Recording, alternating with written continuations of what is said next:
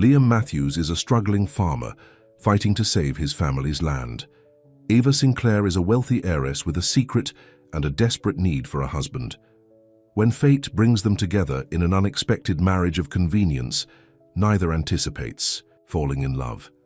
But time is running out, and a ruthless developer is determined to take everything they've built. Will love and determination be enough to defy the odds? Before we get into the story, comment below where in the world you are. Watching from today, the morning sun cast long shadows across the weathered barn as Liam Matthews wiped the sweat from his brow. At 35, his hands were already calloused from years of hard work, his face tanned and lined from endless days under the harsh sun. The Matthews family farm had stood for 5 generations, a proud legacy of blood, sweat and tears. But this morning, like every morning for the past year, Liam's shoulders carried a weight heavier than any farm equipment. The stack of bills on his kitchen table grew taller with each passing month, and the bank's patience was wearing thin. "Morning, Dad," Liam called as he entered the small farmhouse kitchen where his father, Henry, sat reading yet another foreclosure. Notice Henry Matthews, once strong and commanding, now looked frail at 70. The stroke last year had taken so much from him, including his ability to work the land he loved.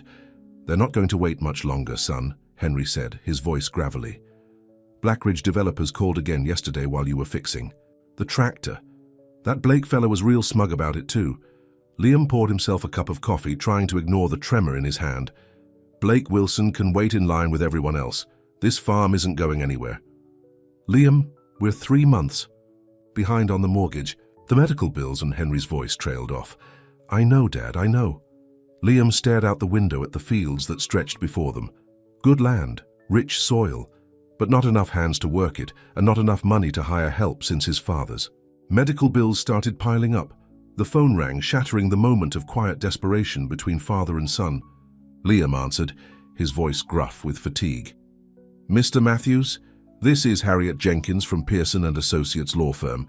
I'm calling about a rather unusual matter that requires your immediate attention. Would you be available to come to our office in Cedar Springs this afternoon?"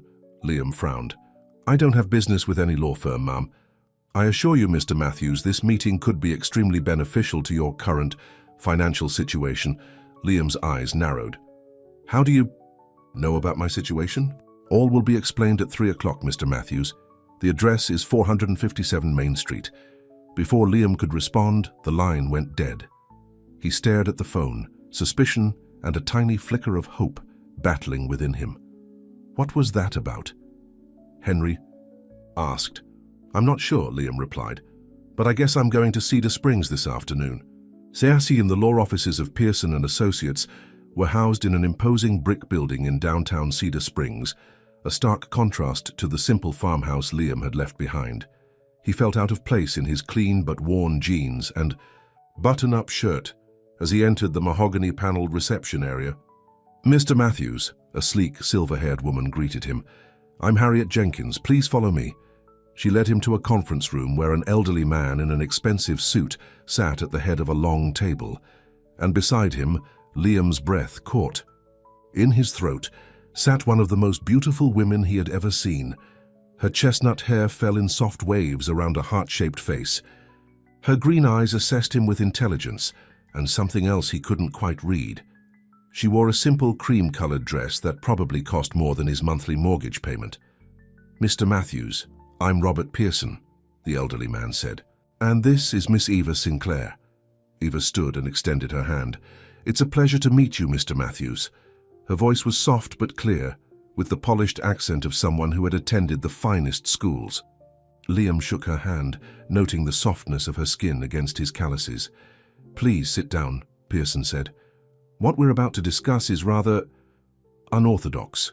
Liam sat opposite Eva, his wariness evident. "I'm listening." Pearson cleared his throat. "Miss Sinclair has a proposition for you, Mr. Matthews, one that could resolve your financial difficulties and save your family farm." Eva leaned forward. "Mr. Matthews—" "Liam," he corrected automatically. She smiled, and something warm flickered in her eyes. "Liam, I'll be direct.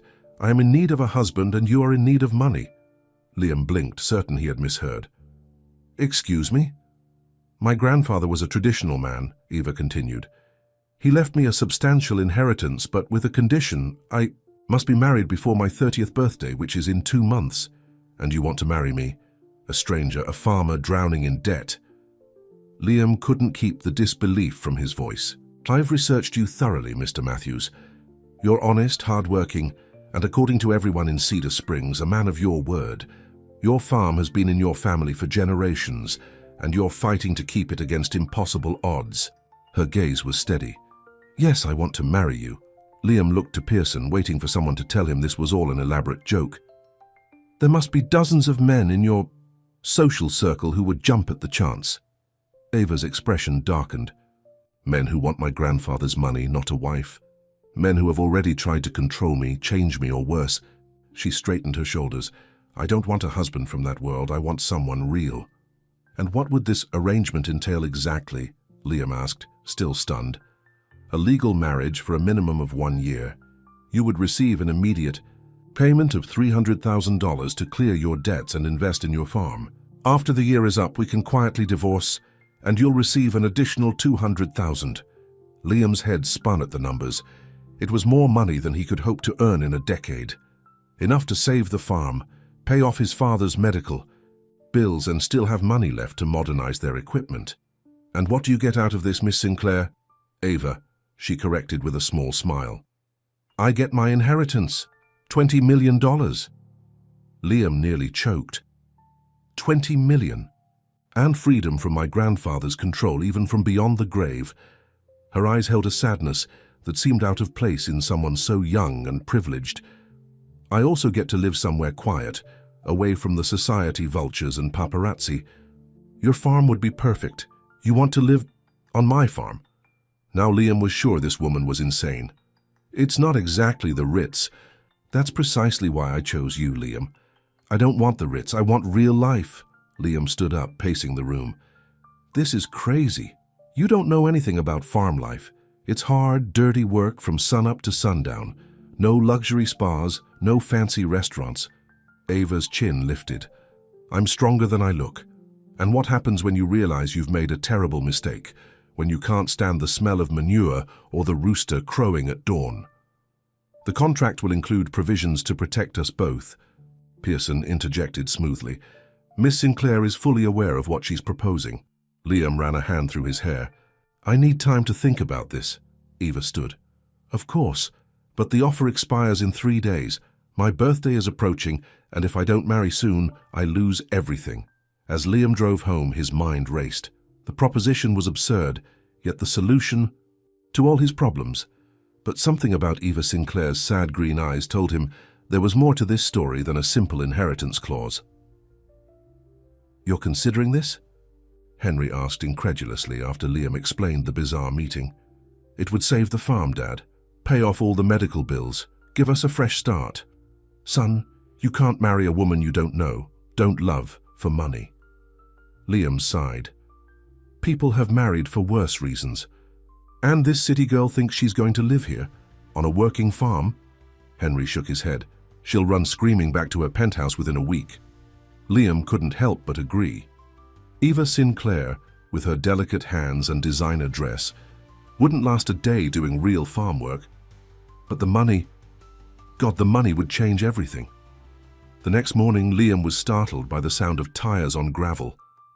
A sleek black car pulled up to the farmhouse, and Eva Sinclair stepped out wearing jeans, a simple blouse, and boots that looked surprisingly practical. Miss Sinclair, Liam said as she approached. This is unexpected. I thought you should see what you're getting into, she replied, and I should see what I'm getting into. May I have a tour? For the next 2 hours, Liam showed Eva every inch of the Matthews farm, the fields of corn and wheat, the small apple orchard, the chicken coop, the barn with their modest herd of dairy cows and 2 workhorses. To his surprise, Eva asked intelligent questions. She didn't flinch when they walked through mud or when one of the cows drooled on her outstretched hand. Instead, she laughed, a sound so genuine it made something tighten in Liam's chest. You really think you could live here? He asked as they stood on the porch, looking out over the land. Eva was quiet for a moment. I grew up surrounded by beautiful things, Liam. Artwork worth millions. Furniture no one was allowed to sit on. Gardens no one was allowed to play in. She turned to him, her eyes clear and direct. But this is real beauty. There's life. Here. Purpose. Liam studied her face, trying to understand this woman who made no sense to him. Why me, really? There must be 100 farms you could have chosen. Eva smiled, a small, secretive curve of her lips. Let's just say I have my reasons. She glanced at her watch. I should go. You have until tomorrow to decide. As her car disappeared down the driveway, Liam stood on the porch, more confused than ever. Eva Sinclair was not what he expected. Not at all.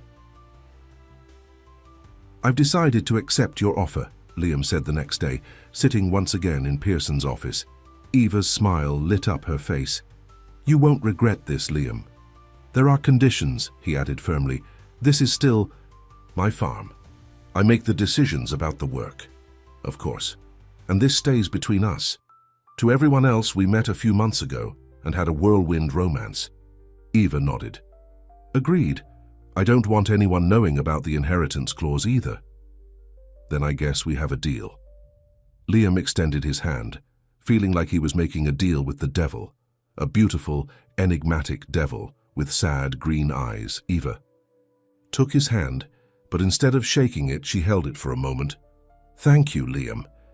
And just like that, Liam Matthews was engaged to a woman he barely knew, a rich city girl who thought she wanted to be a farmer's wife. The whole thing was madness, but madness, it seemed, was the only way to save his family legacy. The wedding was a simple affair at the Cedar Springs courthouse 2 weeks later. Eva wore a modest white dress, nothing like the extravagant gown Liam had expected. His father served as witness, along with Harriet Jenkins from the law firm. You may kiss the bride, the justice of the peace announced. Liam hesitated, then leaned forward and placed a brief, chaste kiss on Eva's lips. It was meant to be perfunctory, but something unexpected happened, a jolt of electricity that made him pull back quickly, unsettled. Eva's cheeks were flushed as she signed the marriage certificate. Mrs. Eva Matthews. The name looked strange on paper, but not as strange as the platinum band now encircling Liam's finger. That afternoon, a moving truck delivered Eva's belongings to the farmhouse, far fewer boxes than Liam had expected. No designer clothes, no expensive jewelry. Just books, some simple clothing, and a few framed photographs. Is this really all you're bringing? Liam asked as he helped her carry a box to the guest room that would now be hers. I left most of it behind, Eva replied. New life, new start. Liam frowned. There was something not quite right about her eagerness to shed her old life, but he didn't press. Their arrangement was clear. He wouldn't pry into her personal life, and she wouldn't interfere with his work. That night they ate a quiet dinner with Henry, the conversation stilted and awkward. Eva tried to ask Henry about the farm's history, genuinely interested, while Henry regarded her with undisguised suspicion. I know this is strange, Eva finally said, addressing the elephant in the room, but I want you both to know that I respect this home and what it means to you. I'm not here to change things or make trouble. Henry snorted. Forgive me if I find that hard to believe, Miss Sinclair. It's Matthews now, Dad, Liam reminded him, quietly. Only on paper, Henry retorted. Eva's smile faltered for just a moment before she recovered. You're right, Mr. Matthews. I haven't earned your trust yet, but I hope you'll give me the chance to try. Later, as Liam showed Eva to her room, he felt compelled to apologize. My dad's been through a lot. The stroke, almost losing the farm. You don't need to explain, Eva said. I'd be suspicious too. Good night. Liam. He stood in the hallway for a long moment after her door closed, wondering what strange twist of fate had brought this woman into his life. Liam expected to find Eva still asleep when he came in from morning chores, but to his shock, she was in the kitchen cooking breakfast. I hope you like omelettes, she said, looking up with a smile. I found some eggs in the refrigerator and herbs in the garden. You're up early, he commented, watching as she skillfully flipped the omelette. I set my alarm for 5, she replied.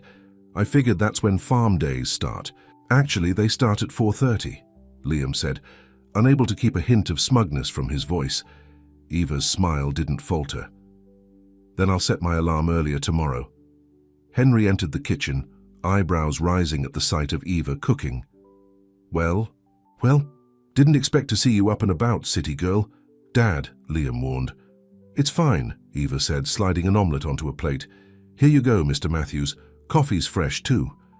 Henry took a reluctant bite, then raised his eyebrows in surprise. Not bad.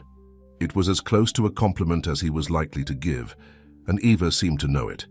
Her smile brightened as she served Liam next. After breakfast, Liam prepared to head back out to the fields.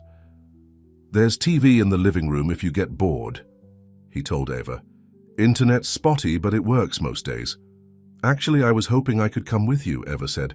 I'd like to learn. Liam exchanged a glance with his father. Farm work isn't a hobby, Eva, it's hard labor.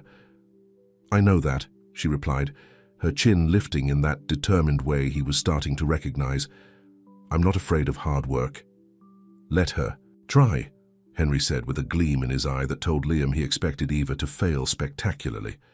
Might be educational. And so Eva Matthews followed her new husband out to the fields, dressed in jeans, boots, and one of Liam's old shirts tied at the waist. Liam was certain she'd retreat to the house within an hour, defeated by the relentless sun and physical demands. But hour after hour, Eva stayed. She learned to feed the chickens and collect eggs. She helped Liam repair a section of fence, holding tools and listening carefully to his instructions. When he needed to move hay bales, she insisted on helping, managing the smaller ones despite his protests. By lunchtime, her face was flushed, her hair tied back in a messy ponytail, and there was dirt under her manicured nails. But her eyes shone, with something Liam hadn't seen before, pride. Still think I can't handle farm life? She asked as they walked back to the house. Liam couldn't help but smile. Ask me again after a week. But a week passed and then another. Eva rose before dawn every day, worked alongside Liam, and never complained. Her soft hands grew calluses. Her designer boots were replaced with practical work boots from the Cedar Springs hardware store. She learned to drive the tractor, feed the livestock, and even helped deliver a calf one stormy night, standing beside Liam in the barn without flinching. Even Henry was grudgingly impressed. Girl's got more spine than I gave her credit for, he admitted one evening when Eva was out of earshot. More surprising than Eva's adaptability was the change in the farmhouse itself. Flowers appeared in mason jars on the kitchen table. The musty curtains were washed and rehung. Eva cooked dinner each night, simple but delicious meals that made the house smell like a home again, and slowly, almost imperceptibly, the tension between them began to ease. They fell into a rhythm, working side by side during the day, sharing quiet dinners in the evening. Sometimes Liam would catch Eva staring out at the land with a look of such peace that it made his heart twist strangely in his chest. Why do you love it so much? He asked her one evening as they sat on the porch, watching the sunset paint the fields gold. Eva was quiet for a moment. Everything here has purpose. The animals, the crops, the seasons. It's a cycle that makes sense. She smiled, a hint of sadness in her eyes. My world before was all appearances, secrets and lies, nothing real. Liam studied her, profile gilded by the setting sun. You're not what I expected, Eva Matthews. She turned to him, her green eyes meeting his. Is that a good thing?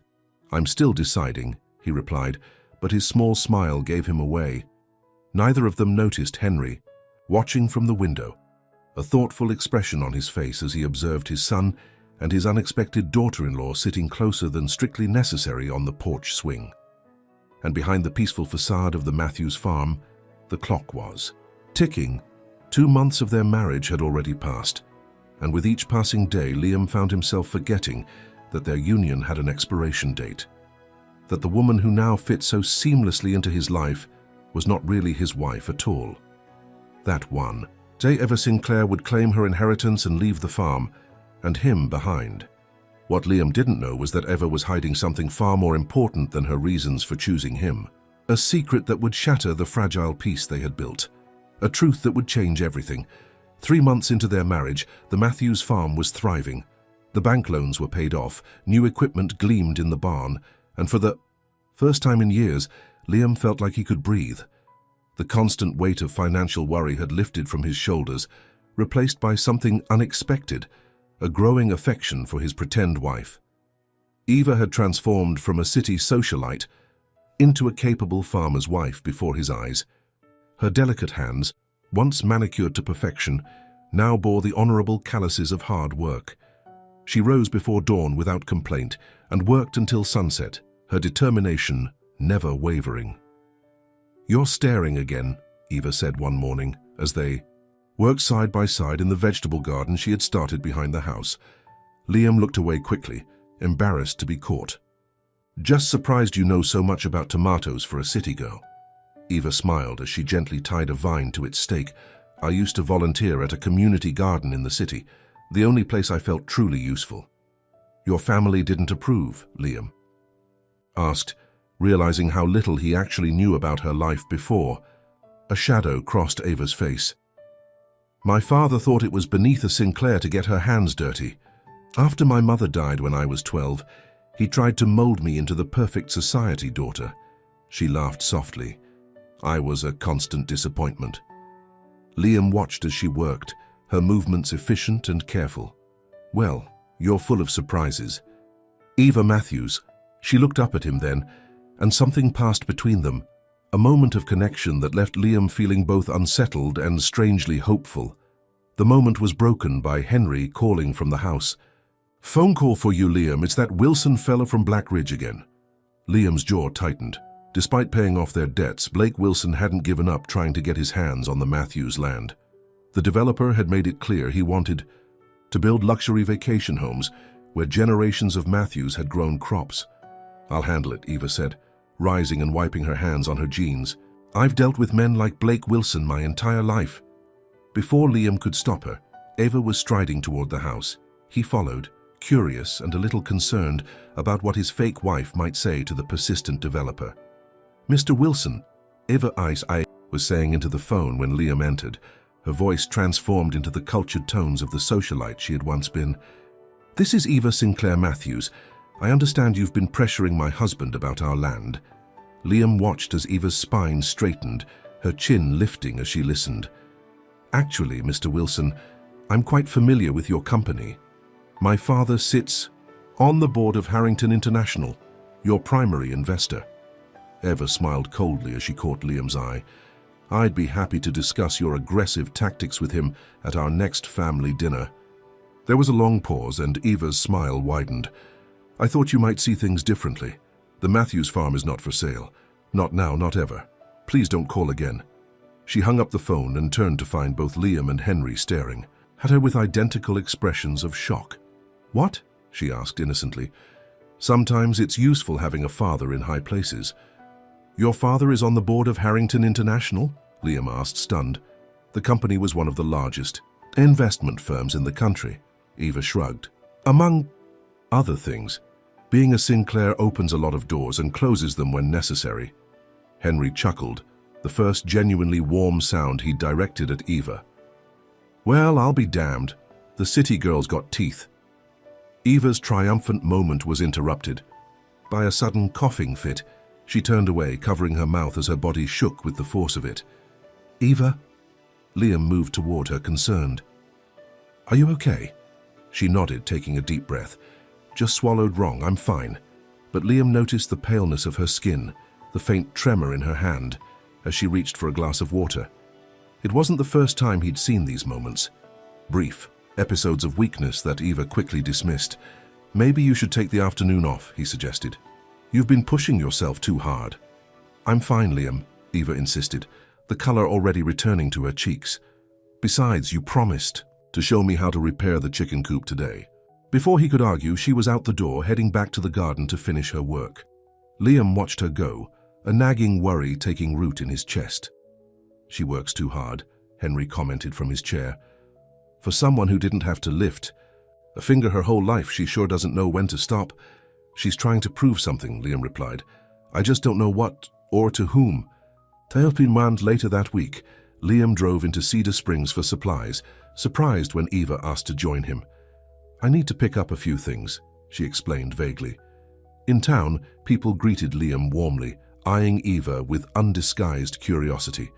Their whirlwind romance and marriage had been the subject of much gossip, especially given the Matthews' well-known financial troubles that had suddenly disappeared. "So this is the mystery bride," Martha Jenkins said as they entered the general store. The older woman had known Liam since he was a boy. "You've been keeping her all to yourself out at that farm." "Martha, this is my wife, Eva," Liam said, feeling a strange pride as he made the introduction. "It's lovely to meet you," Eva said warmly. "Liam's told me so much about everyone in town." "Has he now?" Martha looked between them with knowing eyes. "Well, you two make a handsome couple. Though I must say you're not what we expected for our Liam." "Martha," Liam warned. "It's all right," Eva assured him. "I know I'm not the typical farmer's wife." "Oh, honey, that's not what I meant at all," Martha said. "We just never thought Liam would find someone who looked at him the way you do." Eva blushed, and Liam felt an unexpected warmth spread through his chest. Did Eva look at him in a special way? He hadn't noticed, or perhaps he hadn't wanted to notice given the temporary nature of their arrangement. After picking up their supplies, Eva excused herself. "I need to run to the pharmacy. I'll meet you at the truck in 20 minutes. Liam nodded, heading to the hardware store for the fence posts he needed. On his way out, he nearly collided with Dr. Sarah Chen, the town's only physician. "Sorry, Doc." Liam apologized. "No harm done," Sarah smiled. "I heard congratulations are in order. Your father mentioned you got married." "Thanks," Liam said. "It happened pretty quickly." "So I gathered. Your wife was just in to see me." Sarah's expression grew professional. "I've referred her to a specialist in the city. Dr. Reynolds is excellent. One of the best in his field." Liam frowned. "A specialist? What field?" Sarah's smile faltered. "I'm sorry, I assumed you knew. Patient confidentiality prevents me from discussing it, but you should talk to your wife." Before Liam could press further, Sarah was called away by another patient. He stood on the sidewalk, confusion and concern washing over him. Why would Eva need a specialist, and why hadn't she told him? When he reached the truck, Eva was already waiting, a small white bag clutched in her hand. She quickly tucked it into her purse when she saw him. "Ready to go?" she asked, her smile bright but not quite reaching her eyes. The drive home was quiet, Liam's mind racing with questions he wasn't sure how to ask.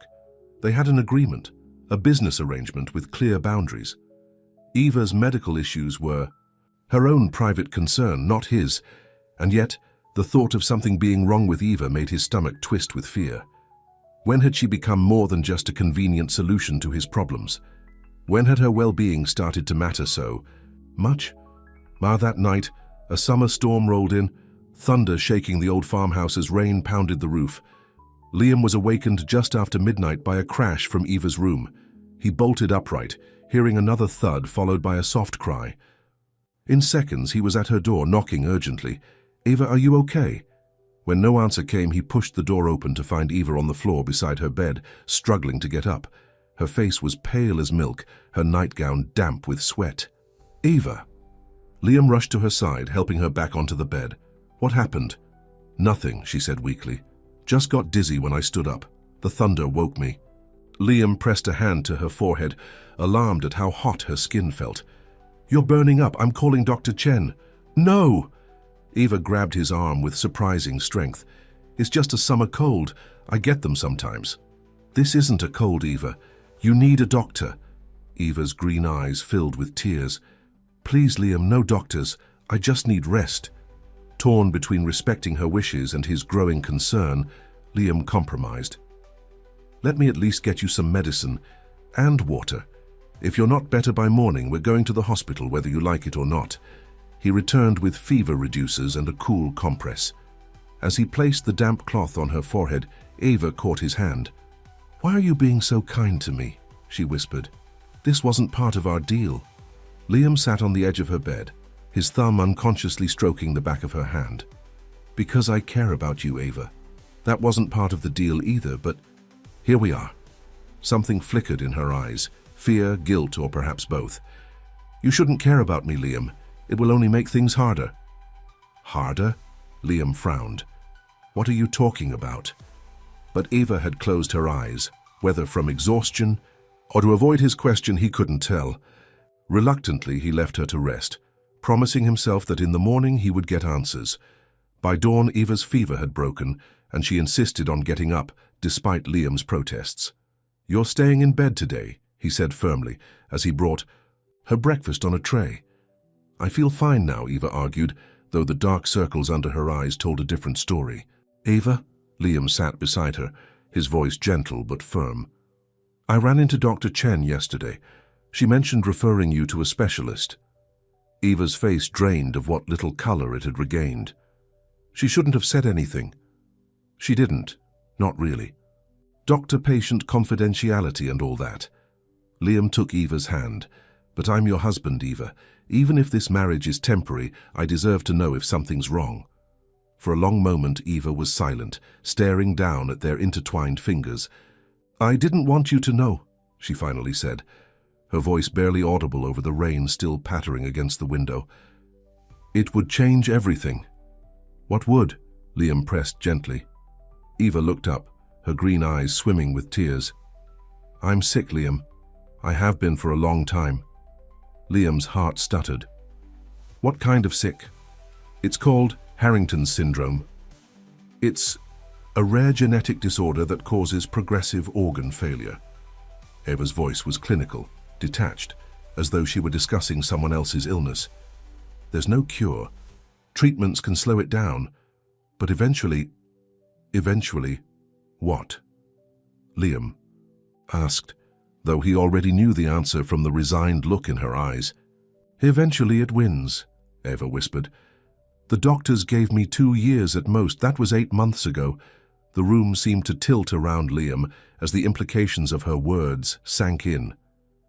Eva was dying. His wife, this woman who had breathed new life into his farm and somehow wormed her way into his heart, was dying. That's why the inheritance was so important, he realized aloud. "You needed money for treatments." Eva shook her head. "Not for me, for research. My grandfather's money will fund a research center for rare genetic disorders. It won't save me, but it might save someone else someday. And you chose me because—" Liam couldn't finish the thought. "Because you needed the money as much as I needed a husband," Eva said simply. "And because I wanted to spend whatever time I have left somewhere beautiful, with someone real." Her eyes met his, vulnerable and afraid. "I never meant to care about you, Liam. That wasn't supposed to happen." The admission hung between them, an unexpected confession that changed everything. Eva cared for him, and God help him, he cared for her too, far more than he had realized until this moment. "We'll fight this," he said firmly, clutching her hand tighter. "We'll get the best doctors, the best treatments." Eva smiled. "Sadly, I've already seen the best doctors, tried the experimental treatments. All they can do now is manage symptoms and buy a little time." "Then we'll make that time count," Liam vowed, his voice rough with emotion. "Every single day." He pulled her into his arms, holding her as though he could somehow keep her tethered to this world through sheer will. Eva clung to him, her tears soaking his shirt as the storm outside finally began to clear. The knowledge of Eva's illness changed the rhythm of life at the Matthews farm. Liam found himself watching her constantly, noticing every wince of pain, every moment of fatigue she tried to hide. He insisted she rest more, tried to take over her chores, much to Eva's frustration. "I didn't tell you so you could treat me like I'm made of glass," she snapped one afternoon, when he tried to take a feed bucket from her hands. "I want to live, Liam, not just exist until I die." Her words struck him like a physical blow. "I'm just trying to help." Eva's expression softened. "I know, but the best way to help me is to let me be useful for as long as I can." She reached up, touching his cheek gently. "Being here, working this land with you, it's the happiest I've ever been. Don't take that away from me." So Liam reluctantly stepped back, allowing Eva to continue working alongside him, though he was never far away when her strength faltered. And falter it did, with increasing frequency as the weeks passed. The medication she took each morning and night the contents of those mysterious pharmacy bags, helped control the pain and symptoms, but couldn't stop the progression of her disease. Henry, once told about Eva's condition, showed a tenderness that surprised them both. He taught her to play chess during her rest periods, regaled her with stories of the farm's history, and kept a watchful eye on her when Liam had to work far afield. "She's a fighter, that one," Henry commented one evening as they watched Eva, dozing on the porch swing. "Reminds me of your mother." It was the highest compliment Henry could give, and Liam felt a surge of pride mixed with a crushing sense of impending loss. He was falling in love with a woman he was going to lose. The realization hit him with such force that he had to grip the porch railing to steady himself. He loved Eva, not as part of their arrangement, not as a friend or companion, but with a depth that terrified him. "You should tell her," Henry said quietly, reading his son's thoughts. "Tell her what?" "That you love her." Henry's gaze was knowing. "Life's too short for regrets, son. Your mother and I taught you that." Before Liam could respond, Eva stirred, her eyes opening to find both Matthew's men watching her. "Were you two talking about me?" she asked with a sleepy smile. "Just admiring the view," Liam replied, his voice tender. Henry made a gruff excuse about checking the weather report and disappeared inside, leaving Liam and Eva alone in the golden light of sunset. Liam sat beside Eva on the swing, his arm naturally finding its way around her shoulders. She leaned into him, fitting against his side as though she had been designed to be there. "I got a call from Robert Pearson today," she said after a comfortable silence. "The inheritance came through, $20 million, as promised." "That's good news," Liam said, though the mention of the inheritance was a stark reminder of the business nature of their marriage. "I've set up the research foundation," Eva continued, "and I've made arrangements for your second payment. The farm is secure now, no matter what happens." Liam stiffened. "I don't want to talk about money, Eva." "We have to," she insisted gently. "You need to be prepared. When I'm gone—" "Don't," Liam interrupted, his voice ragged. "Please don't talk about leaving." Eva shifted to look up at him, her eyes soft with understanding. "We both knew this wasn't forever, Liam, just for different reasons than we originally thought." Liam took her face in his hands, his heart pounding. "What if I want it to be forever? What if I want you to be my wife for real, not just on paper?" Eva's breath caught. "Liam, I love you, Eva Matthews," he said, the words bursting from him like water through a broken dam. "I love your strength, your kindness, your stubborn determination. I love the way you hum while you work, the way you laugh when the chickens follow you around the yard. I love how you've made this old house feel like a home again." Tears spilled down Eva's cheeks. "I love you too," she whispered. "I never meant to, but I do. So much that it scares me." "Then marry me," Liam said impulsively. "For real this time. No contracts, no business arrangements, just a man and a woman who love each other." "We're already married," Eva reminded him with a watery laugh. "Not the way we should be," Liam said. He slid from the swing to one knee before her, taking her hands in his. "Eva Sinclair Matthews, will you stay my wife, for better or worse, in sickness and in health, for however long we have together?" Eva's smile was radiant through her tears. "Yes," she breathed. "Oh, Liam, yes." He kissed her then, a real kiss filled with promise and love, and the bittersweet knowledge that their time was limited.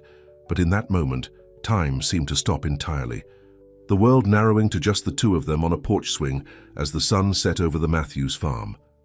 From the window, Henry watched, a single tear tracking down his weathered cheek. His son had found true love, the kind that comes once in a lifetime, and soon, too soon, he would lose it unless fate had other plans. Blake Wilson slammed his fist on his desk, glaring at the report in front of him. The Matthews farm remained the one obstacle to his planned development, a stubborn holdout in a sea of properties he had successfully acquired. "Find me something," he ordered his assistant. "Everyone has a weakness, a secret, even the saintly." Liam Matthews and his mysterious new wife. "Actually, sir," the assistant replied, "we may have found something interesting. It seems Mrs. Matthews has quite the medical history. Harrington's syndrome, terminal prognosis." Blake's eyes narrowed as a slow, cruel smile spread across his face. "Terminal, you say?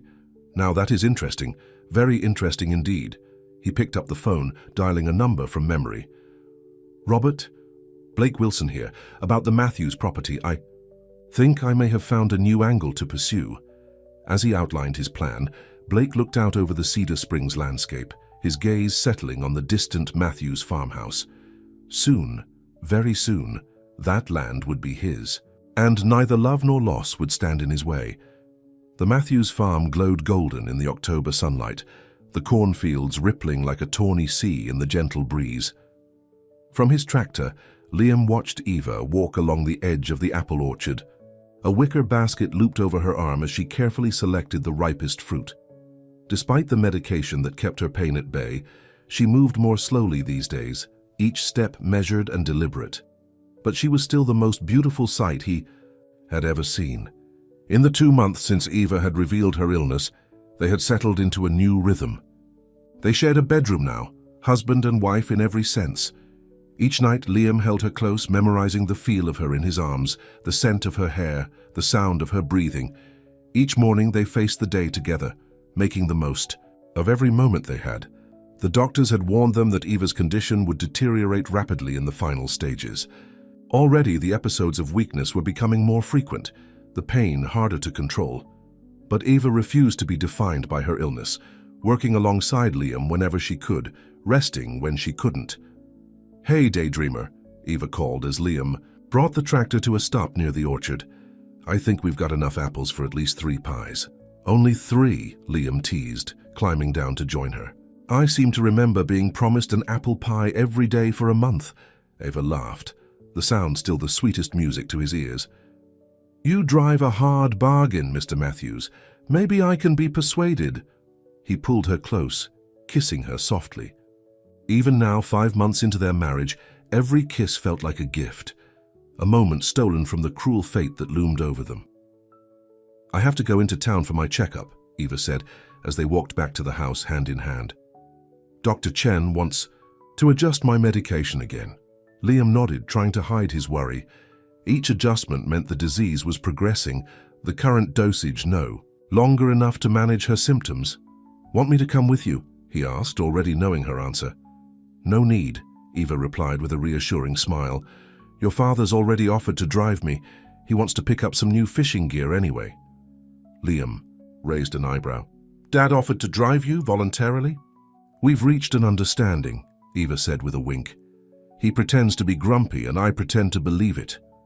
The transformation in his father's attitude toward Eva had been remarkable.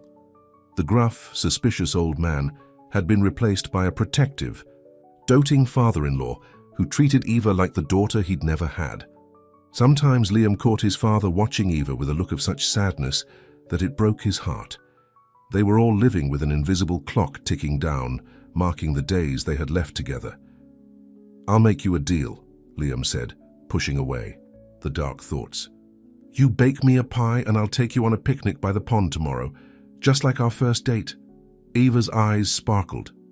"Our first date was fixing the chicken coop in the rain. Romantic, wasn't it?" Liam grinned.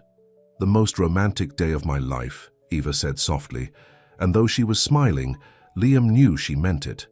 Those early days of working together, getting to know each other, falling in love despite all the reasons not to, they had been perfect in their own way.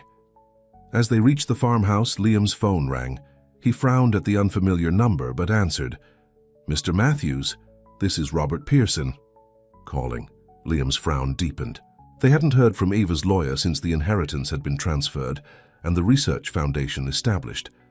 "What can I do for you, Mr. Pearson?" "I'm afraid I have some disturbing news," the lawyer said, his voice grave. "Blake Wilson, from Blackridge Developers, has been making inquiries about your wife's medical condition. He's approached several members of the hospital board in the city where Eva was treated." Liam's blood ran cold. How would he even know about Eva's condition? "I'm not sure, but it appears he's gathering information to use as leverage. He's been telling investors that the Matthews farm will be available sooner rather than later, due to, and I quote, unfortunate personal circumstances." Fury rose in Liam like a wildfire. "That vulture is using my wife's illness to pressure us." I'm afraid so, Pearson confirmed. And there's more. He's scheduled a town council meeting next week to propose rezoning the area around your farm for commercial development. If it passes, the value of surrounding properties will skyrocket, while agricultural land will be subjected to new restrictions. He can't do that, Liam protested. This land has been zoned for farming for generations. Money talks, Mr. Matthews. And Blake. Wilson has a lot of it. Pearson paused.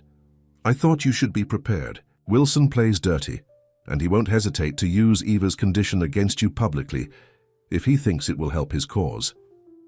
After hanging up, Liam stood in the yard, rage and fear battling within him. The thought of Blake Wilson exploiting Eva's illness, turning their private pain into public spectacle, made him physically ill. What's wrong? Eva asked, touching his arm gently. She always could read his moods. Liam hesitated, not wanting to burden her with this new threat. But they had promised no more secrets between them. Blake Wilson knows about your condition, he said quietly. He's trying to use it to pressure us into selling the farm. Eva's face paled. How did he find out? I don't know, but he's planning to have the area rezoned for commercial development. If he succeeds, we'll be surrounded by construction, new regulations, higher taxes. He's trying to make it impossible for us to keep farming, Eva realized. Liam nodded grimly. And he's telling investors he'll have our land soon because I'm dying, Eva finished for him, her voice steady despite the pain in her eyes. He's betting that once I'm gone, you'll have no reason to fight for the farm. The raw truth of her words hit Liam like a physical blow. He pulled her into, his arms holding her as though he could protect her from both disease and human cruelty. He doesn't know who he's dealing with, Eva said fiercely against his chest. We won't let him win, Liam. Not now, not ever.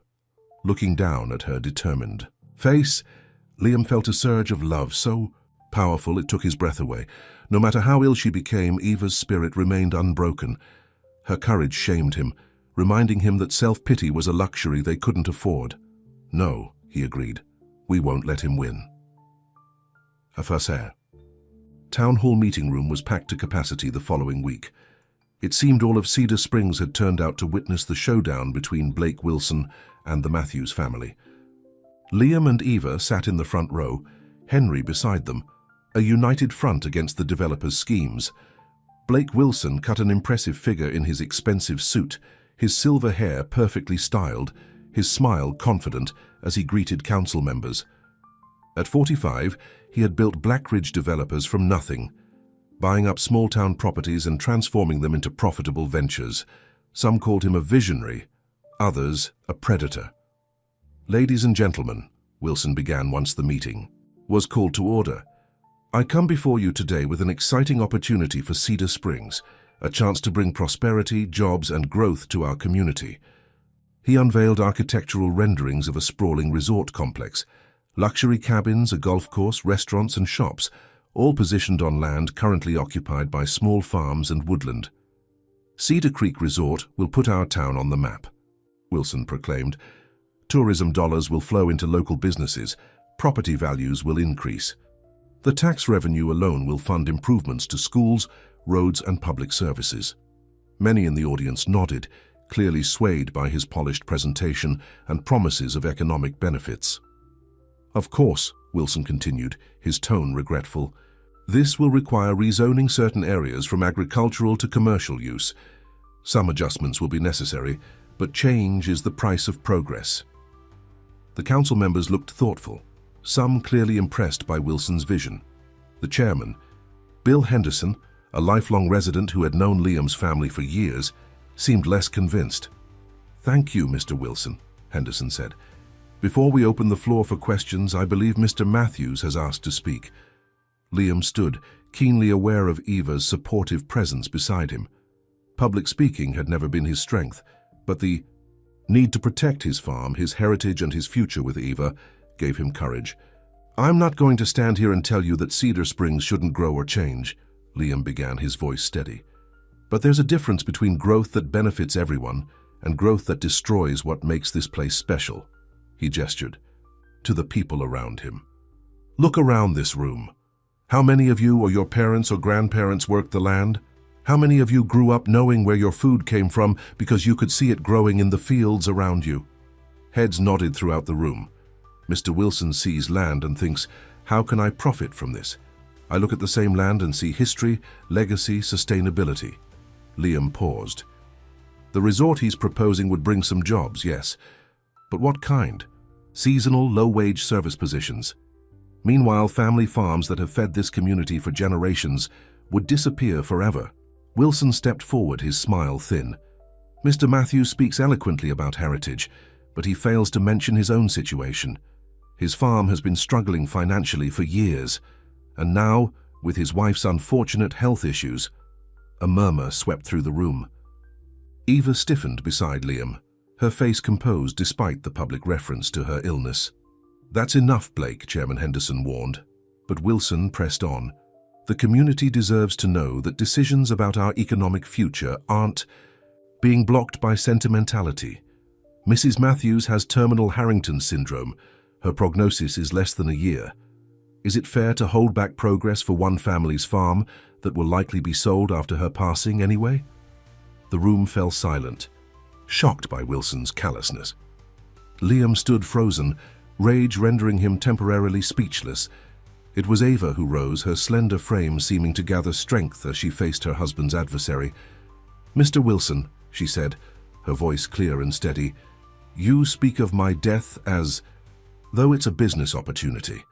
Let me assure you and everyone here, my husband will continue farming our land long after I'm gone, not because of sentimentality, but because what he does matters."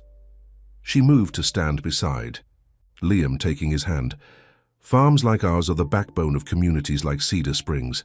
They connect us to the land, to our food, to each other. No resort can replace that." She turned to address the room. "Many of you have welcomed me to. This community made me feel at home during the happiest months of my life. Don't let men like Blake Wilson convince you that your heritage is worth less than his profit margin." The silence that followed was broken by slow, deliberate applause, started by Henry Matthews and quickly joined by others until the room echoed with support. Chairman Henderson cleared his throat. "I think we've heard enough for today. The council will postpone any rezoning decisions until further impact studies can be conducted, which will take at least a year." Wilson's face contorted with barely controlled anger. "This isn't over," he muttered as he gathered his presentation materials. As he passed Liam and Eva, he added in a low voice, "Enjoy your little victory while you can. Time isn't on your side." The veiled reference to Eva's condition made Liam step forward, fists clenched, but Eva's hand on his arm pulled him back. "He's not worth it," she whispered. "We won today, that's what matters." As they made their way out of town hall, neighbors and friends surrounded them, offering support and commiseration. The community had rallied behind them, at least for now. But Liam knew Wilson was right about one thing. Time wasn't on their side. Not because of the farm, but because of Eva. And no amount of community support could change that devastating reality. The victory at the town council meeting bought them time, but it couldn't stop the progression of Eva's disease. As November turned to December, she grew weaker, the periods of pain more intense and frequent. Dr. Chen adjusted her medication again, but the relief was temporary. "There must be something else we can try," Liam insisted during a private consultation with the doctor. Sarah Chen's kind face showed the strain of watching her patient decline. "Liam, we've tried every approved treatment. The experimental drug, cocktail from Johns Hopkins, bought her some time, but her body is building resistance. What about the research her foundation is funding? There must be new trials, new treatments." "Nothing that's ready for human testing," Sarah said gently. "Even with unlimited funding, medical research takes time, which Eva doesn't have," Liam finished bitterly. Sarah reached across her desk to touch his hand. "There is one possibility, but it's a long shot. Dr. Marcus Rodriguez at Boston Memorial is conducting a very limited trial of a new gene therapy for Harrington's. It's highly experimental, with significant risks." Hope, dangerous and fragile, flared in Liam's chest. "But it could work. Theoretically, It's designed to repair the damaged genetic sequences that cause the syndrome. Sarah hesitated. The treatment itself is grueling, similar to aggressive chemotherapy. It would make Eva very sick before it could make her better, with no guarantee of success. But it's a chance, Liam pressed. A small one, Sarah agreed. And Eva would need to qualify for the trial, which is extremely selective. Her disease is quite advanced. Will you help us try? Sarah nodded. I'll contact Dr. Rodriguez today, but Liam, you need to prepare yourself for the possibility that it won't work.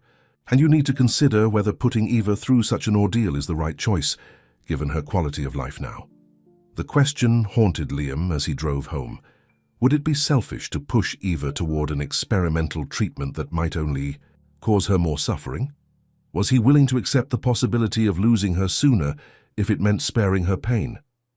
When he arrived at the farm, he found Eva and Henry decorating a Christmas tree in the living room. Despite her pallor and the visible effort each movement cost her, Eva was laughing as she passed ornaments to Henry, who grumbled good-naturedly about city folk and their fancy decorations. "Look who's home," Eva said, her face lighting up as Liam entered. "What do you think of our tree? Your father says it's too big, but I think it's perfect." Liam forced a smile, his heart aching at the domesticity of the scene. This was their first and possibly only Christmas together. He wanted it to be perfect for her. "It's beautiful," he said, crossing to kiss her gently. "Just like you." Henry made a show of focusing on the tree. "I'll just finish this side while you two get all mushy." Later, after dinner, when Henry had retired to his room, Liam told Eva about Dr. Rodriguez's trial. "Gene therapy," Eva repeated thoughtfully. "Sarah mentioned that research was progressing, but I didn't realize they were already in human trials." "It's very experimental," Liam cautioned, watching her reaction carefully. "And the treatment would be difficult. But if it worked, I might have years instead of months," Eva finished quietly. "Yes." Eva was silent for a long moment, staring into the fire crackling in the hearth. "What do you think I should do?" Liam took her hands in his. "I think you should do whatever gives you peace. If that means enjoying the time we have left without more medical interventions, I'll support you. If it means fighting until the very last possibility is exhausted, I'll be right beside you." Tears shimmered in Eva's eyes. "Even knowing it might not work? That we could lose precious weeks or months together while I'm sick from the treatment?" "Even then," Liam assured her, "this is your life, Eva. Your choice. I just want you to know that whatever you decide, you're not alone." Eva leaned into him, her head resting on his shoulder. "I need to think about it. Can we talk more tomorrow?" Liam nodded, pulling her closer. They sat together in front of the fire, the Christmas tree twinkling beside them, each lost in their own thoughts about the future, a future that might be longer than they had dared to hope, or cruelly abbreviated by a treatment meant to save her. Eva didn't get the chance to think overnight. In the early hours of the morning, Liam woke to find her convulsing beside him, her body rigid with pain, her breath coming in short, desperate gasps. "Eva!" he cried, reaching for the phone to call an ambulance. "Hold on, sweetheart. Help is coming." The next hours passed in a blur of terror. The ambulance ride to Cedar Springs Medical Center, Eva's pale face beneath an oxygen mask, the grim expressions of the medical team as they worked to stabilize her. "She's experiencing multiple organ failures," Dr. Chen explained when she finally emerged from Eva's room. "We've managed to stabilize her for now, but this is the progression we've been dreading." "How long?" Liam asked, his voice a rasp. Sarah's eyes were compassionate but honest. "Without intervention, weeks at most, maybe days." Henry, who had followed them to the hospital, placed a steadying hand on his son's shoulder. "What about that trial you mentioned? The gene therapy?" "I've already contacted Dr. Rodriguez," Sarah said. "Given the circumstances, he's agreed to review Eva's case immediately. If she qualifies, they could begin treatment within days." "If," Liam repeated, "her condition may be too advanced." Sarah sighed. "I've sent all her records. We should know by morning." Liam spent the night at Eva's bedside, holding her hand as machines beeped around them, monitoring her failing body. She drifted in and out of consciousness, sometimes recognizing him, sometimes lost in feverish dreams. During one lucid moment near dawn, she squeezed his hand. "The trial," she whispered, her voice barely audible. "I want to try." Liam leaned close.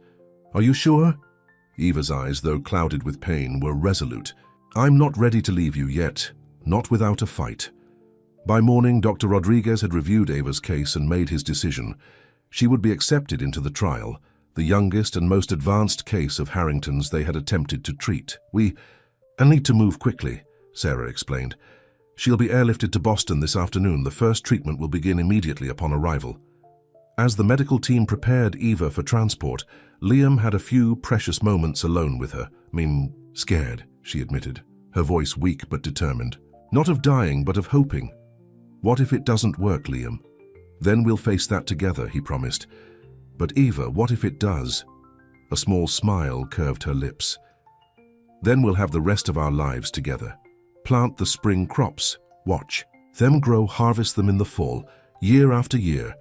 "That's right," Liam said, his own eyes filling with tears of hope and fear.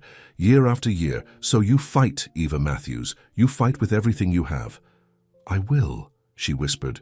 For us." As they loaded Eva onto the helicopter, Liam felt a presence beside him. Blake Wilson stood a few yards away, watching the proceedings with undisguised interest. "Heard about your wife's condition," Wilson said, approaching with false sympathy. "Terrible thing. If there's anything I can do—" "You've done enough," Liam replied coldly. "Now get away from my family." Wilson shrugged.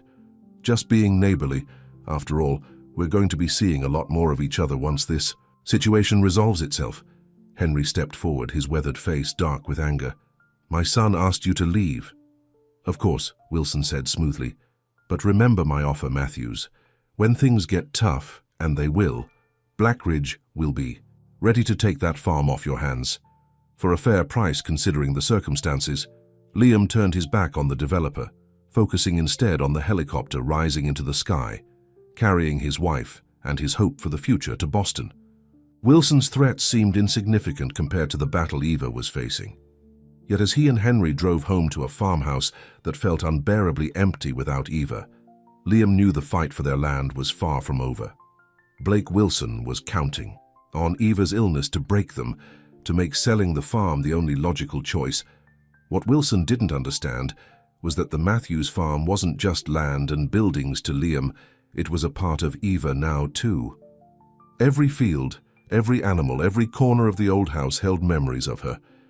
If, no when, she recovered, she would need her home to come back to, and Liam would make damn sure it was waiting for her.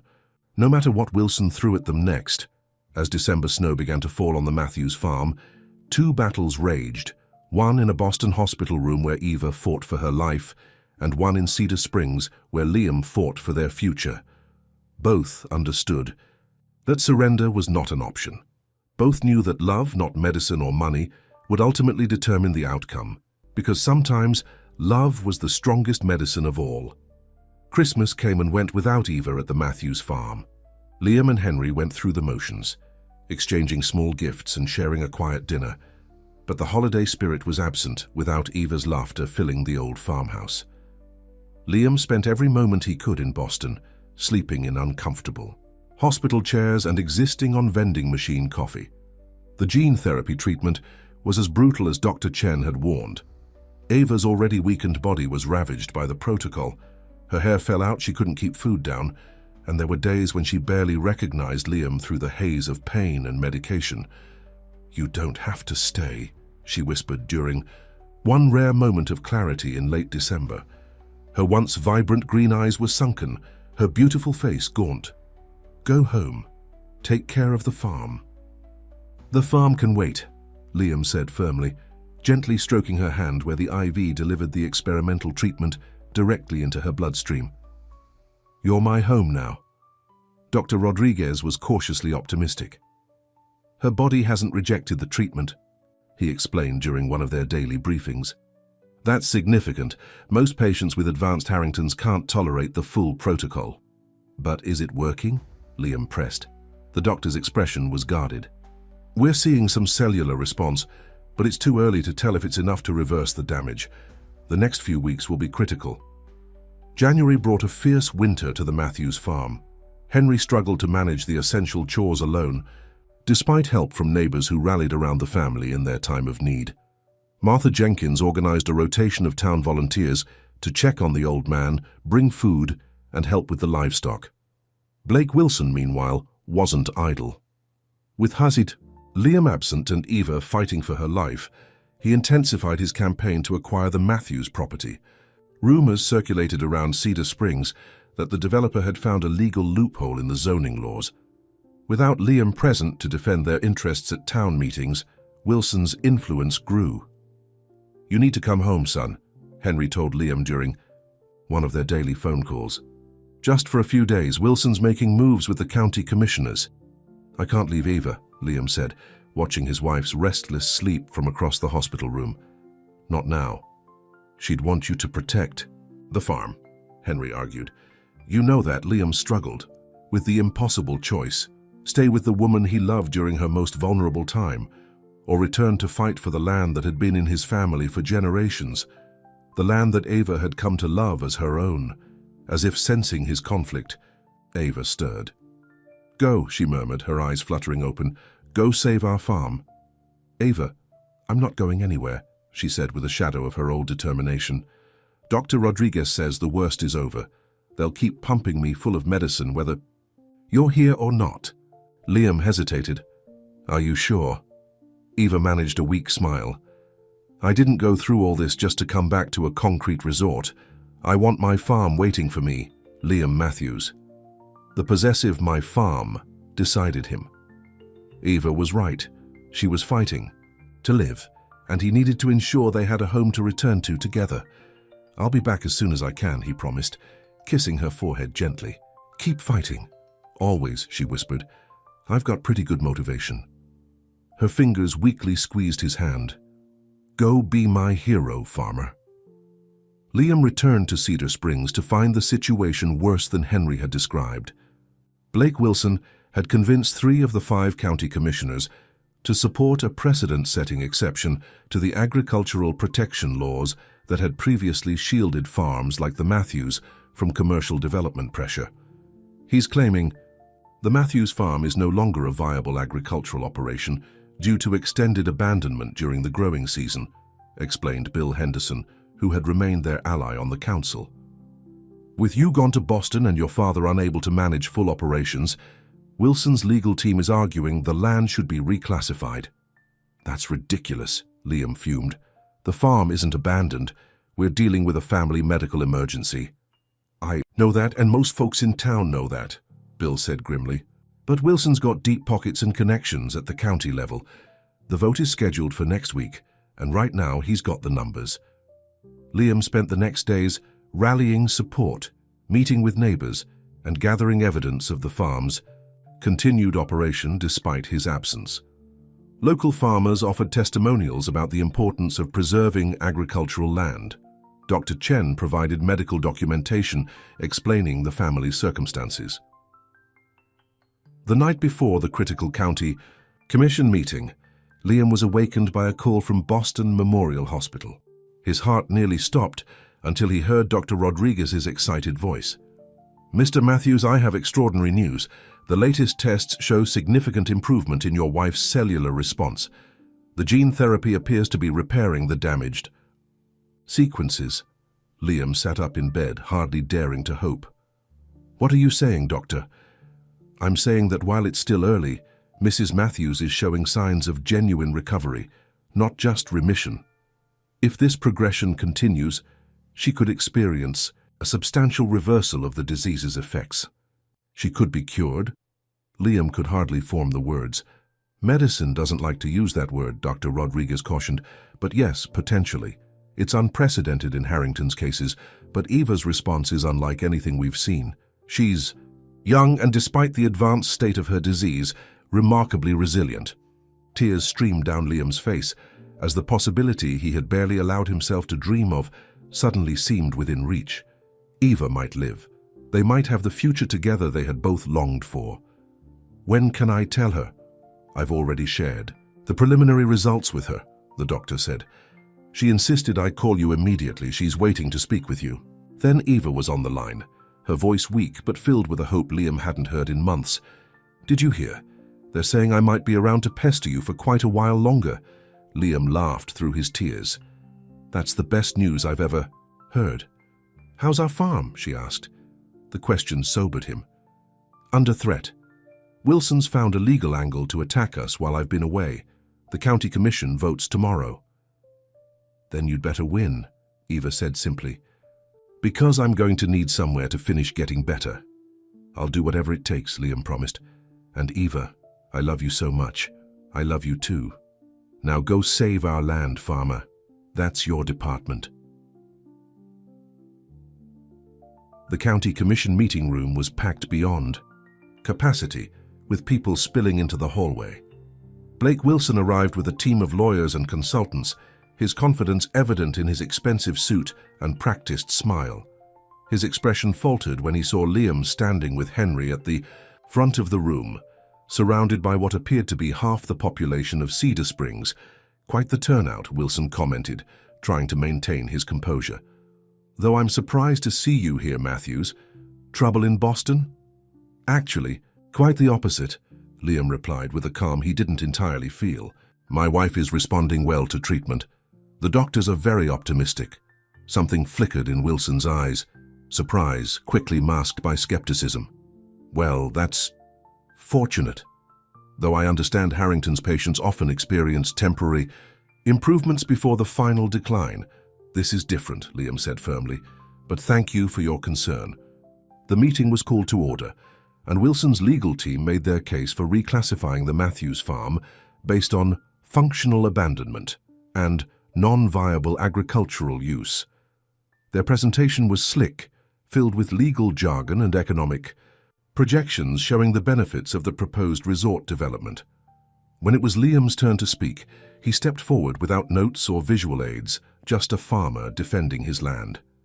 "I'm not going to pretend I understand all the legal terms Mr. Wilson's expensive lawyers have thrown around today," he began, "but I do understand what it means to be part of a community that values more than just profits." He gestured to the people crowded into the room. "Every person here knows that farms like ours are the heart of Cedar Springs. We grow the food that feeds our neighbors. We preserve open spaces. We maintain a way of life that connects us to generations past and future." Liam pointed to Henry. "My father had a stroke last year. While he was recovering, the medical bills nearly cost us everything. That's when my wife, Eva, came into our lives. She saved our farm then, and together, we've been fighting to save it ever since, from financial ruin, from developers who see it only as real estate, and most recently, from the cruel disease that nearly took her from us." He turned to face Wilson directly. "Mr. Wilson knew about my wife's illness. He knew I'd be at her bedside while she fought for her life. He deliberately waited until our family was at its most vulnerable to attack our land with legal technicalities." Murmurs of disapproval spread through the crowd. But what Mr. Wilson doesn't understand is that our connection to this land isn't just legal. It's part of who we are. It's not abandoned because I've been supporting my wife through a medical crisis. It's not non-viable because we've had to adjust our operations temporarily. Liam reached into his pocket and pulled out his phone. "I received this video from Boston this morning. I'd like you all to see it." He handed the phone to the technician who connected it to the room's projection system. Eva's face appeared on the screen, pale but smiling, her head covered with a colorful scarf. "Hello, Cedar Springs," she said, her voice stronger than it had been in weeks. "I wish I could be there with you today, but I'm still stuck in this hospital. Bed for a little while longer." She adjusted herself, sitting up straighter. "When I first came to the Matthews farm, I was a city girl who didn't know the first thing about farming. But that land welcomed me. It became my home, my purpose. And now, against all odds, it looks like I'm going to have a future there after all." Eva's green eyes shone with emotion. "The doctors say the experimental treatment is working. My body is healing. And as soon as I'm strong enough, I'm coming home to the farm, to Liam and Henry, and to the community that has supported us through this nightmare." Her expression grew more serious. "I understand there are those who see our Temporary hardship as an opportunity to take what isn't theirs, who believe that land is just a commodity to be bought and sold to the highest bidder. She shook her head. They're wrong. That land has a soul. It has history. It deserves to be protected, not just for our family, but for all of Cedar Springs. Please don't let one man's greed destroy something 5 generations of Matthews have built. As the video ended, there wasn't a dry eye in the room. Even 2 of the commissioners who had previously supported Wilson were discreetly wiping away tears. The chairman cleared his throat. Well, I think we've heard enough perspectives today. Unless there are further comments, we'll move to a vote on the proposed reclassification. Blake Wilson rose. Quickly. If I may, I'd like to make a final statement. The chairman nodded reluctantly. Wilson straightened his tie, clearly trying to regain control of the narrative. While Mrs. Matthews' improved condition is certainly heartwarming, it doesn't change the economic realities. My resort would bring millions in revenue to this community. Jobs, growth, progress. Are you really willing to sacrifice all that for sentimentality about one farm? He looked around the room, his expression hardening. If you vote against this reclassification today, I'll be forced to take my investment elsewhere. Cedar Springs will lose the opportunity of a generation.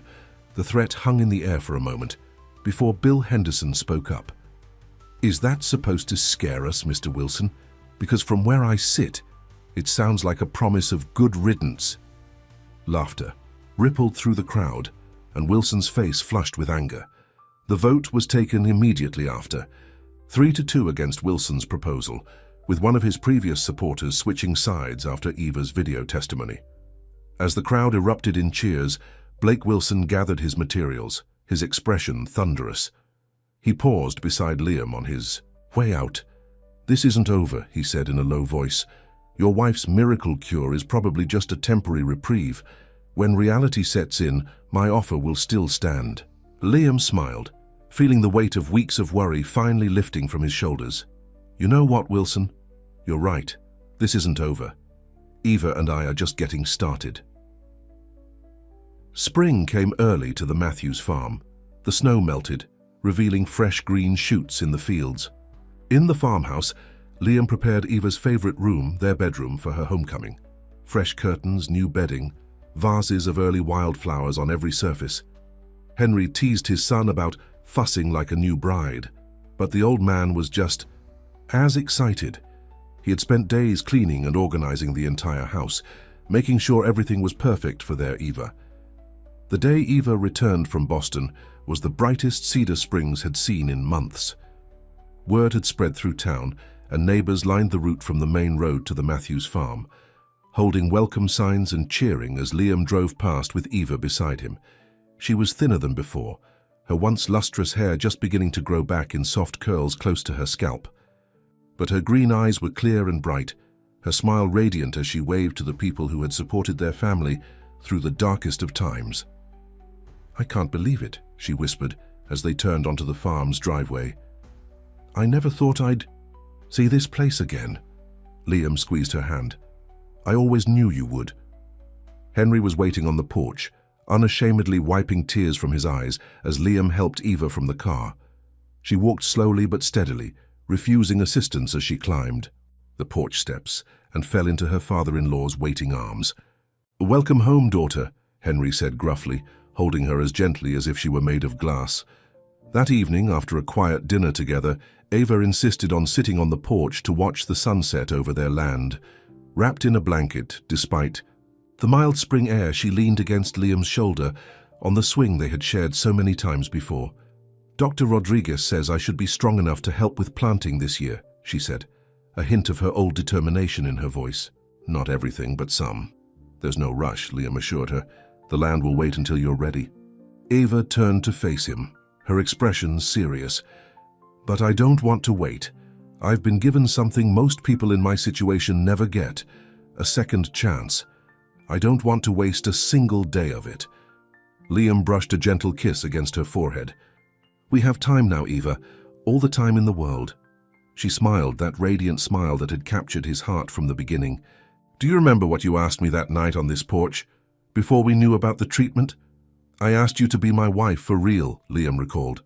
"No contracts, No business arrangements. And I said yes. Eva took his hand, her fingers intertwining with his. I think it's time we made good on that promise. A real wedding, Liam. Not at the courthouse, but here on our land, surrounded by the people we love. Liam's heart swelled with joy. Are you proposing to me, Eva Matthews? I believe I am, she laughed. What do you say, farmer? Will you marry me again? In answer, Liam cupped her face gently in his hands and kissed her, pouring all his love and gratitude into the gesture. Against all odds, they had found each other. Against even greater odds, they had been granted a future together. Is that a yes? Eva asked when they finally broke apart, both breathless. That's a yes, Liam confirmed. Today, tomorrow, and every day for the rest of our lives, which is going to be a very long time. As darkness fell over the Matthews farm, the first stars appeared in the velvet sky. Liam and Eva remained on the porch swing, planning their future, the crops they would plant, the improvements they would make to the farm, the family they hoped to build together. Inside, Henry listened to their quiet voices and laughter, a peace settling over him that he hadn't felt since losing his beloved wife years ago. His son had found true love in the most unexpected place. Their farm was safe, and Eva, the city girl who had arrived as a business arrangement and become the heart of their family, would be around to keep them both in line for many years to come. 6 months later, the Matthews farm was transformed. White chairs lined the area beneath the ancient oak tree where generations of Matthews children had played. An arch of wildflowers marked the spot where Liam waited, handsome in a new suit, his face alight with joy as the small gathering of friends and neighbors stood. Music began, Eva's favorite song played by local musicians, and all heads turned to watch as Eva appeared on Henry's arm. Her chestnut hair had grown back, framing her face in soft waves. Her simple white dress floated around her healthy body as she walked steadily toward the man she loved. Her miraculous recovery had continued, exceeding even Dr. Rodriguez's optimistic predictions. The gene therapy had not only halted the progression of her disease, but reversed much of the damage. While she would always need monitoring and maintenance medication, the death sentence of Harrington's syndrome had been lifted. As Eva reached Liam beneath the arch, Henry placed her hand in his son's with a smile of approval. The local minister began the ceremony, but Liam and Eva hardly heard the words, lost in each other's eyes, marveling at the journey that had brought them to this moment. When I first agreed to marry you, Liam said in his vows, his voice steady, and sure it was to save this land. I never imagined you would save me along with it. You've taught me that a farm isn't just soil and crops, it's heart and soul and purpose.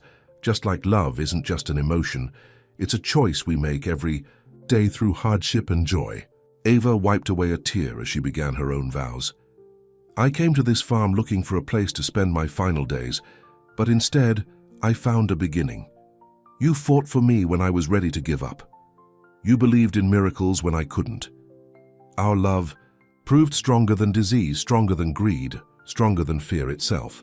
I promise to love you just as fiercely for all the days we've been blessed with, which the doctors assure me will be many. Laughter rippled through the gathering at her words. Everyone present knew the story of Eva's unexpected recovery, how love and cutting-edge medicine had rewritten her fate. By the power vested in me, the minister concluded, I now pronounce you husband and wife, again and for always. You may kiss your bride. As Liam pulled Eva into a kiss that promised forever, cheers erupted around them. In the back row, Dr. Sarah Chen dabbed at her eyes, while beside her, Dr. Rodriguez beamed with professional pride. The research Eva's foundation had funded would go on to help countless others with genetic disorders, her legacy extending far beyond the boundaries of the Matthews farm. At the celebration afterward, as twilight settled over the land, Liam and Eva slipped away from their guests to stand at the edge of the field where they had first worked together. Happy? Liam asked, his arm around his wife's waist. Eva leaned into him, her face glowing with health and contentment. More than I ever dreamed possible. In the distance they could see the lights of Cedar Springs, twinkling as darkness fell. Life there would continue to change and evolve, but the Matthews farm would remain, a testament to the power of love and determination against impossible odds. You know, Ava said thoughtfully, when I first proposed, our arrangement, I never imagined we'd end up here. No? Liam smiled down at her. Even then, I think a part of me knew you were going to change my life forever. Is that so? Eva's eyes danced with mischief. And here I thought you just needed my money. Liam laughed, pulling her closer. What can I say? I got a much better deal than I bargained for. As they sealed their happiness with a kiss, the evening star appeared above them, a bright promise in the gathering darkness. The Matthews farm had weathered another storm, emerging stronger than before, and the love that had blossomed there against all odds would continue to grow, season after season, year after year, for all the days of their lives.